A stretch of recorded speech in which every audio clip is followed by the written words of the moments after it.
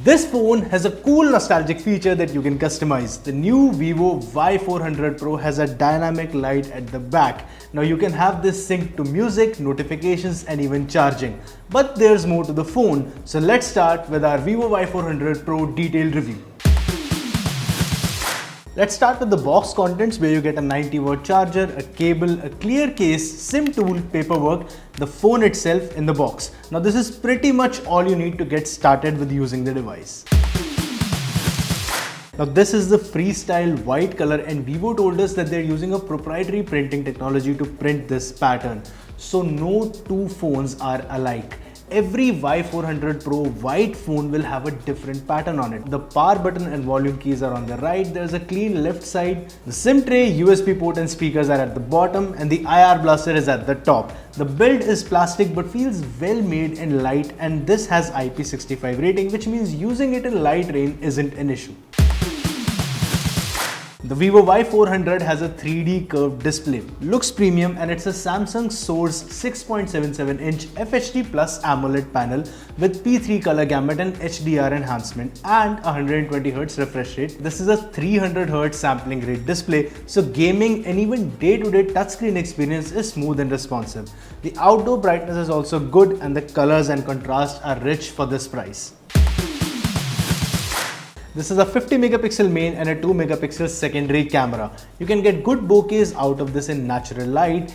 Indoor and low light pictures sometimes feel overcorrected, but they retain decent detail. Now some of my portrait shots had the background merging in the subject because the phone couldn't separate the entire backdrop. So you might get some weird shots once or twice, but most of the images are sharp and detailed. There is some over smoothing, especially in the front camera, but you can control it in the camera settings only. In fact, the filters in the camera UI offer decent controls over how the final images will look. And right underneath the camera, you have this dynamic light, and it changes color and blinks when you get notifications or play the music. You can change the colors, but it would be super cool if Vivo let us set per app color, like green for WhatsApp and purple for Insta notifications.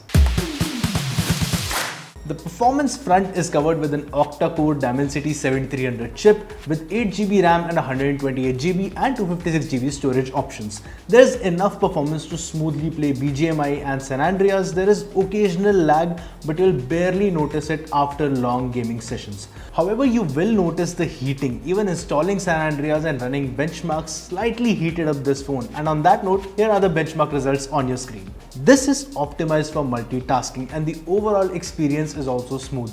You get FunTouch OS 15 based on Android 15, which gives it additional customization features like animation controls and storage compression.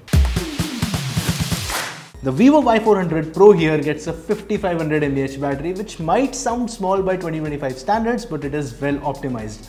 I got slightly more than 1 day of battery backup on mixed use. The cameras tend to drain the battery a bit, but it should last more than a day for most users. And yeah, this 90-watt charger here, it's impressive. 6% to 90% in under 30 minutes. So verdict, should you buy the Vivo Y400 Pro? This has a good design, a premium looking curved display, decent cameras and enough performance to run BGMI and San Andreas. And the battery plus charger combo is also solid. Summing up, we think that the Vivo Y400 Pro is a good value proposition at this price. And another great value proposition for you is the Gadgets 360 subscribe button. So hit that now, check out the channel, and I'll see you in the next one.